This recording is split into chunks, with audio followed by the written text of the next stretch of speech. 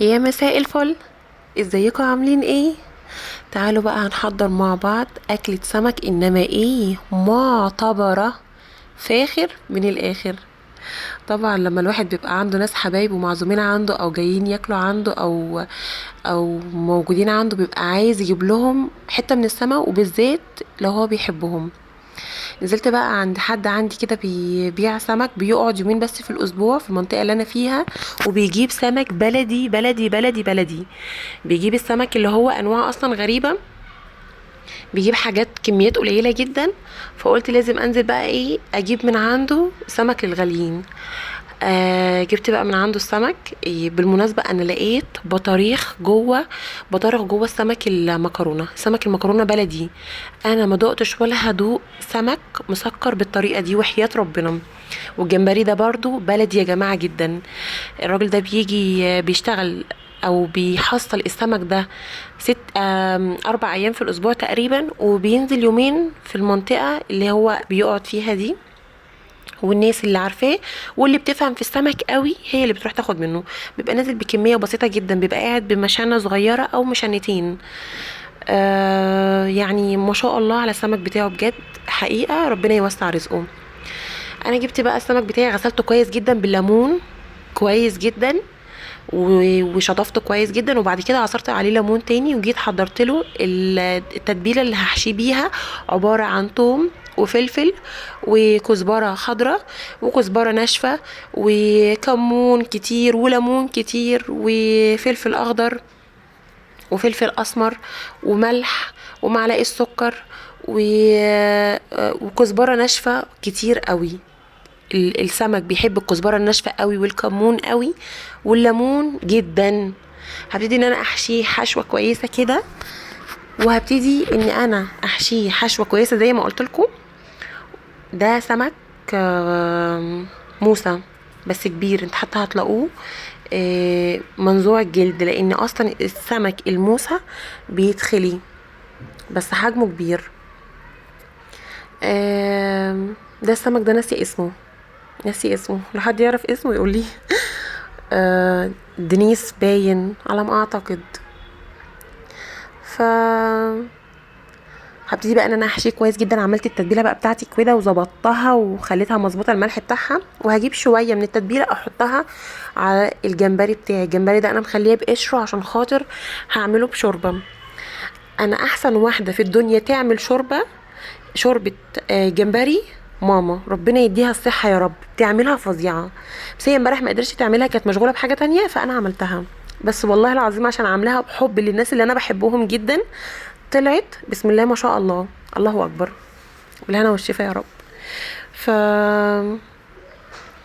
فبقى بعد ما تبلته بسيبه بتاع حوالي نص ساعه او ساعه، وممكن تقلي على طول. بعفره في دقيق بسيط، تعفيره بسيطه كده في الدقيق زي ما انتم شايفين. مش بقى اروح اعفر في الدقيق واحط مش عارفه في ميه وارجع تاني لا لا لا. انا عايزه استمتع بطعم السمك، عايزه استمتع بالسمك ذات نفسه.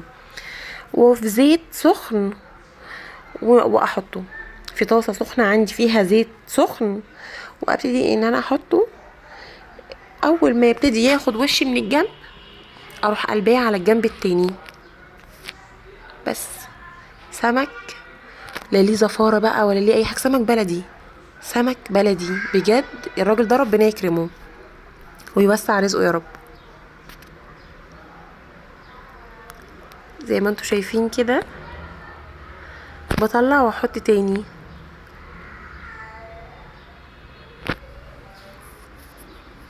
ربنا يا رب يملى بيوتنا بالحبايب كده. الواحد مش متخيل ان هو، يعني الواحد لما بيقف كده وبيتعب في المطبخ ويحضر للحبايب والناس اللي بيحبوهم، بجد دي عندي بالدنيا وما فيها، ببقى مبسوطة جدا. بنسى بقى اي تعب، بنسى اي حاجة. البطارخ بقى انا قليتها كده في الجنب، اللي هي الحتة الصغننة دي قليتها كده حطيتها في الجنب، في حتة تانية، في حتة تانية. انا طبعا جايبة كميات مش كتيرة، لان السمك اللي هو البلدي فعلا بيبقى غالي مش رخيص، مش زي السمك اللي هو التاني والبولت والحاجات دي، بيبقى غالي شوية. بس حاجة بقى تانية، يعني حاجة نظيفة خالص خالص. انت بتفتحي البطن ما بتلاقيش غير بطروخ، لو ما فيش بطروخ اصلا بتلاقي حاجات كده بيضة سمنة، بتشيلي سمنة.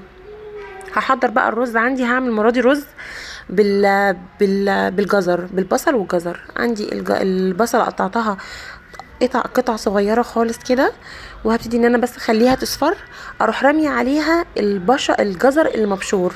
هرمي عليها جزرايه كبيره كده حلوه محترمه مبشوره. شايفين لونها بقى حلو ازاي؟ وهبتدي ان انا بعد ما اخليهم يتشوحوا كويس اضيف عليها الرز. اشوح الرز بقى تشويحتين كده حلوين مع البصل بالجزر زي ما انتوا شايفين كده، الفه لفتين حلوين.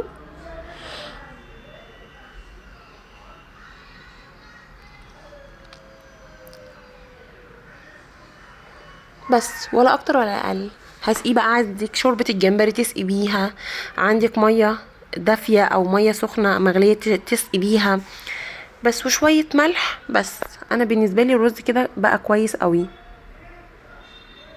مش عايزه احط له حاجه تاني. انا كده خلصت من الرز. اروح بقى على الجمبري. عندنا حله الجمبري، شوفوا يا جماعه، انتوا بتفتحوه كده من الظهر فتحه بسيطه، بتشيلوا حبل الرمل بتاعه، بيبقى فيه حبل كده او اللي هو المصران بتاعه او كده حاجه بسيطه، خط رفيع خالص لازم يتشال، لان بيبقى فيه رمله ومش حلو في الاكل وبيزعج الواحد في الاكل. عندنا بقى الجمبري اللي هو شوربه الجمبري، عبارة عن مية بتغلي، هحط فيها كزبرة خضرة وشوية كزبرة خضرة وشوية بقدونس خضر وجزر مبشور او متقطع قطع، وجزراية وخياراية وبصلاية متقطعة قطع، وعبارة عن طماطمية برضو متقطعة قطع صغيرة. بس هحط بقى التوابل بتاعتي، ملح،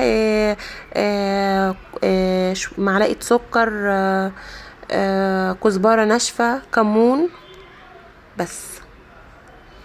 ويا سلام لو في مكعب مرقه كده بيخليها في حته تانية برضو.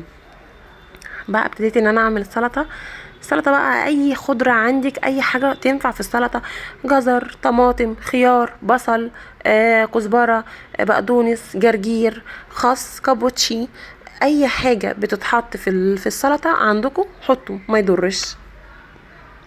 السلطه اصلا ما تنفعش من السمك، قصدي ما ينفعش من غير سمك، من السمك ما ينفعش من غير سلطه. يعني السلطه دي بتخلي السمك كده مع سندوتش السمك كده او مع السمك حاجه يعني فظيعه. الفلفل ده انا بعشقه، بحب احشي كمان محشي رز بيبقى فظيع. وخلصنا الاكل بتاعنا على خير وبسلامه وبدون تعب وباسهل طريقه. شايفين بقى السلطه فظيعه ولا الرز المفلفل؟ والله الرز طعمه جميل قوي. الله الله على الشوربه، الله على الشوربه. شايفين بقى السمك ابيض، ايه ده ابيض بفتة. كل سنه وانتم طيبين، ويا رب دايما مع الحبايب متجمعين، ويا رب الناس اللي بتفتح بيوتها للناس ربنا يوسع، للحبايب ربنا يوسع ارزاقهم، ودايما بيتهم عمران يا رب بحب الناس والخير والبركه والهنا يا رب. وبعود عليكم الايام بخير. لو عجبكم الفيديو ما تنسوش تعملوا اشتراك في القناه وتسيبوا لي تعليق حلو زيكم وتدعوا لي دعوه حلوه.